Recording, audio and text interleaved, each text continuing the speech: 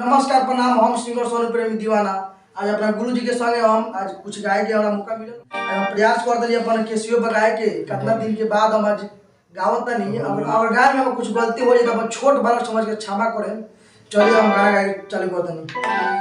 ए हो ननद के भैया, ए हो ननद के भैया, ननद के भैया अदहिया पडाल दर जइया। ए हो ननद के भैया देहिया पडाल दर जइया।